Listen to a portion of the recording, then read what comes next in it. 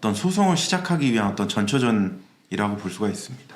상대방은 내용 증명을 왜 보낼까? 이 부분을 좀 생각을 해볼 필요가 있습니다. 일정한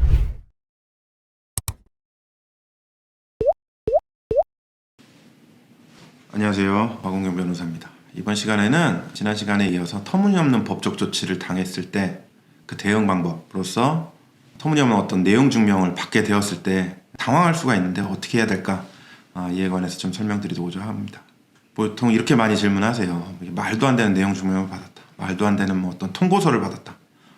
말도 안 되는 어떤 경고장을 받았는데 이거 어떻게 해야 되느냐? 뭐라고 답해야 되느냐? 이렇게 많이 질문을 주세요. 실제 내용 증명은 어떤 소송을 시작하기 위한 어떤 전초전이라고 볼 수가 있습니다. 보통 누구도 소송, 민사소송인데 이런 거 진행되기를 원하지 않다 보니까 내용 증명 받았을 때 어떻게 답해야 될까? 뭐라고 써서 보내야 될까? 이런 것들을 많이 고민하시게 됩니다. 그에 관해서 좀 설명을 드리고자 합니다. 먼저 이제 경고장, 통고서 이런 내용 증명 형식으로 이게 도달을 하게 되는데 왜 보낼까? 상대방은 내용 증명을 왜 보낼까? 이 부분을 좀 생각을 해볼 필요가 있습니다.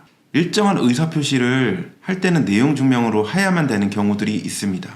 예를 들어서 민법상 채권을 양도했다라고 한다면 채무자한테 그냥 통지를 해도 되지만 내용 증명에 의한 통지를 할 때 어떤 대항 요건들이 좀 달라지게 됩니다. 그럴 때는 부득이하게 내용 증명으로 보내는 경우들이 있겠죠.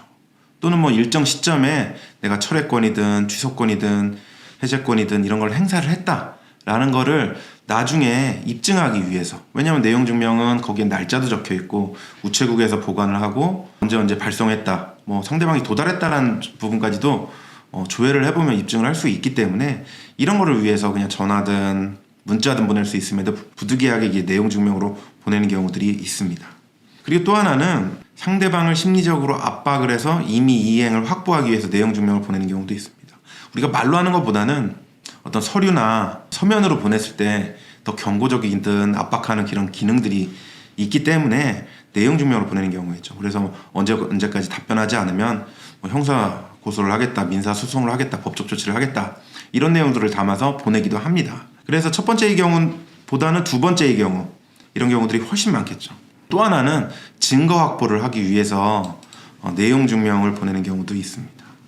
특허나 저작권 침해 사건 이런 경우들이 많이 있는데 내가 어떤 권리자, 저작권자든 특허권자인데 내 권리를 임의로 이용을 해서 판매를 하거나 사용을 하거나 이러고 있다라고 할 때 내용 증명을 좀 보내죠. 이렇게 해서 부당하게 사용하고 있으니 중지를 해라 라고 하면서 네가 어느 정도 수량을 사용했는지를 답변을 해라, 답변하지 않으면 고소를 하겠다, 이런 식으로 보내는 경우가 있는데 대부분 특허나 저작권 침해 사건 이런 것들은 입증하기가 굉장히 어려워요. 왜냐면 어느 정도를 사용했는지, 어느 정도 물품을 제작해서 팔았는지 이런 게 좀 어렵다 보니까 증거 확보 차원에서 이렇게 압박을 하기 위해서 내용 증명을 보내는 경우들이 있습니다. 최소한 어느 정도 사용했다라는 부분은 확인한 상태로 보내는 경우겠죠. 근데 그 이상 어떤 증거들 혹은 제3자에 대한 증거도 네가 알고 있을 테니까 제공을 해라, 그렇지 않으면 법적 조치 들어간다, 이렇게 하는 경우들인데 오히려 답변을 유도를 하는 거죠. 답변을 받아야지만 그걸 바탕으로 해서 증거 확보를 할 수가 있기 때문입니다.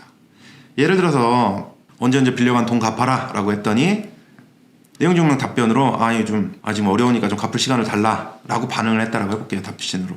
그럼 최소한 돈을 빌려주고 언제 빌려줘서 갚을 의무가 있고 갚지 않고 있다는 사실까지는 인정하는 격이 되기 때문에 어느 정도 이 사실 답변 자체로 증거가 확보가 되는 것이죠. 왜냐면 언제든지 빌려서 갚지 않고 있다 이런 것들 다 원고가 입증을 해야 되는 것이기 때문에 이런 차원에서도 내용 증명을 활용을 할 수 있는 경우들이 있습니다. 그렇게 많이 활용을 하고 그런 취지에서 보낸 경우들이 있겠죠. 그래서 이렇게 내용 증명을 받았어요. 그러면 어떻게 대응을 해야 될 것이냐라는 겁니다. 제일 먼저 상황 파악을 해야 됩니다. 이게 무슨 얘기냐면 이미 내용 증명을 아무한테나 그냥 보내는 이유는 없겠죠. 상대방과 소송을 해서 들어가기 전초적인 단계에 보내는 것이기 때문에 이미 대립적이고 적대적인 관계라고 보시는 게 맞죠. 그렇기 때문에 임의로 호의적으로 가서 사과를 한다든지 어떻게든 풀어보려고 한다든지 하면 더 꼬일 수밖에 없습니다. 말조심을 해야 될 필요가 있다는 걸 이해하셔야 되고, 그렇기 때문에 내용 증명은 답변할 의무가 없습니다. 그냥 편지일 뿐입니다. 절대 없다라고까지 제가 썼습니다. 그래서 좀 전에 말씀드린 바와 같이 답변을 하게 되면 그 내용대로 내가 말하는 부분은 그대로 증거로 쓸 수가 있기 때문에 조심하실 필요가 있겠죠. 이건 단순히 내용 증명으로 답장 쓰는 것뿐만 아니라 그쪽과 통화를 하든 대화를 하든 다 녹음 녹취되고 있다라는 부분을 인식을 하는 게 제일 중요합니다. 그럼에도 불구하고 굳이 내가 답변을 해야 될 수밖에 없는 상황들이 있을 수가 있겠죠. 혹은 뭐 굳이 내가 답변을 하고 싶다라고 한다면 확실하고 강력하게라고 제가 표현을 했습니다. 확실하고 강력하게. 이게 무슨 얘기냐면 상대방이 법적 조치가 전혀 실익이 없다. 네가 하려는 법적 조치가 오히려 승산도 없다. 라는 부분을 적극적으로 소명하고 반박을 해줄 수가 있어야 됩니다. 오히려 상대방 내용 증명 자체가 업무방해죄다. 라는 부분도 밝힐 수도 있겠고요. 뭐 저작권이든 뭐 이거 침해했다라고 하면서 경고장을 뭐 내용 증명으로 보내는 경우가 있는데 그 자체로 업무방해의 소지가 있습니다. 형법상 업무방해 죄가 될 수가 있기 때문에 이런 부분도 밝힐 필요가 있겠죠. 뭐 물론 근거가 없다는 경우를 전제로 하는 겁니다. 그리고 또 상대방이 법적 조치를 한다면 난 더 강력한 법적 조치를 할 거다라는 거를 보여줄 필요가 있겠죠. 그러니까 이게 내용 증명을 받았다면 내가 답변을 한다면 그 목표가 뭐가 되냐면 상대방이 소송을 하거나 뭐 이런 법적 조치를 아예 못하게 만들 정도로 강력하게 답변을 하지 않는 이상 별 실익이 없다라는 것이겠죠. 그래서 이게 답변을 꼭 해야 되는 상황들이 있는 경우가 있어요. 뭐냐면 이제 내용 증명을 상대방이 보내면서 언제까지 답변하지 않으면 내가 무슨 조치를 하겠다. 이런 식으로 압박을 해버리면 굉장히 궁지에 몰리게 되고 뭐든 답변을 하고 뭐든 연락을 하고 이러는 경우들이 있는데 한 번 더 생각하실 필요는 있다라는 거죠. 그러면 굳이 답변을 해야 된다면 물론 이렇게 강력하게 쓸 수도 있겠지만 좀 뭔가 상대방이 며칠 내에 뭐 법적 조치 할 것처럼 보이기 때문에 뭔가 답변을 해서 좀 시간을 벌고자 한다면 다소 좀 두루뭉실하게 보내는 경우가 필요한 경우도 있을 수가 있습니다. 케이스 바이 케이스이긴 한데 기본적으로 답변할 의무가 없다라는 점을 인식을 하실 필요가 있다라는 것을 말씀드리고 싶습니다. 괜히 답변을 해서 문제되는 경우도 꽤 많이 생기기 때문입니다.